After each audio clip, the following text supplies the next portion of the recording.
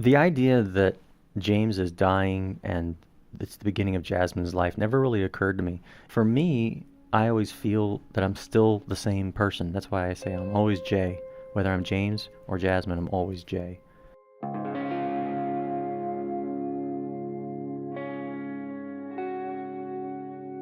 When I think about when this all started, and I go back to my childhood, I just had a feeling that I wanted to see how I looked wearing these things. So I would borrow my sister's clothes, and my sister would confront me because her shirts are stretched out or in the laundry and she didn't remember wearing them. She said, "Are you gay?" And I said, "No, I'm not gay." She goes, "Just admit you're gay." I said, "I'm not gay." And I knew I wasn't gay. I admired women.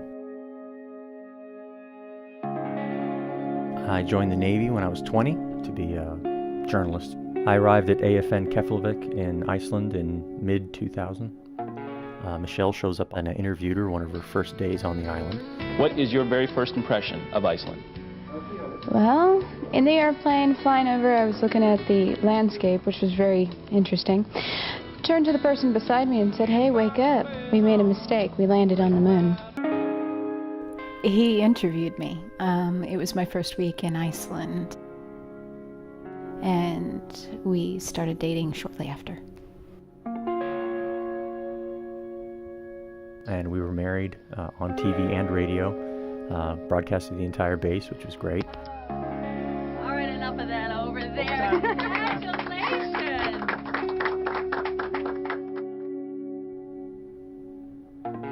We've been married for 15 years.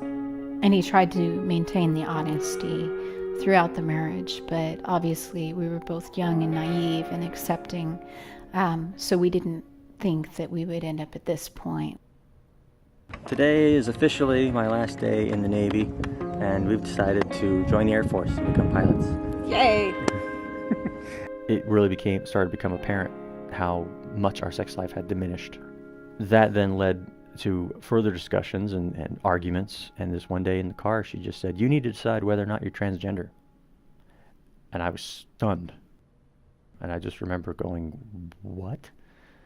For me to actually go through the motions? So I started to consider it.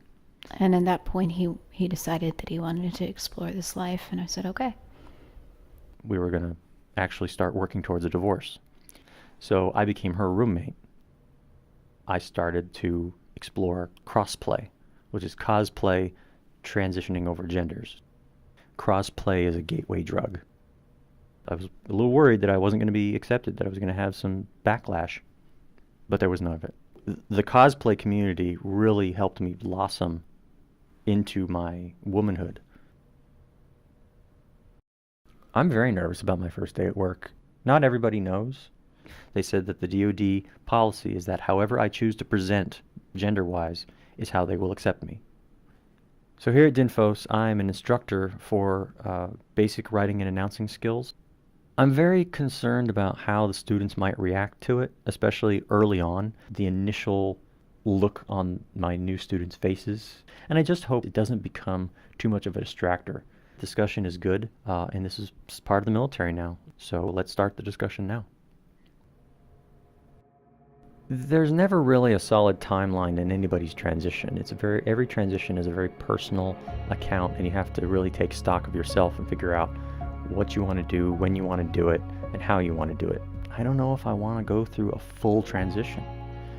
Yes, I want breast implants for the effect because I want to have actual cleavage. I want to be able to wear a bikini, but I don't think I want things removed down below because, again, I still like women.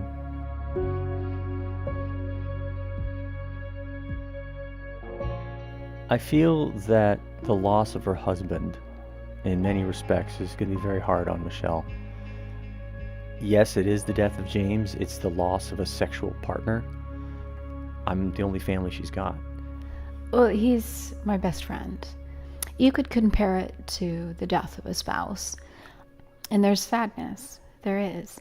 And then you go through kind of the stages of grief. But I felt if two people loved each other, that was more important than gender. And then when I found out it wasn't, I can't say there wasn't a bit of jealousy. And it hurts, and he walks out, and I still know that it's him.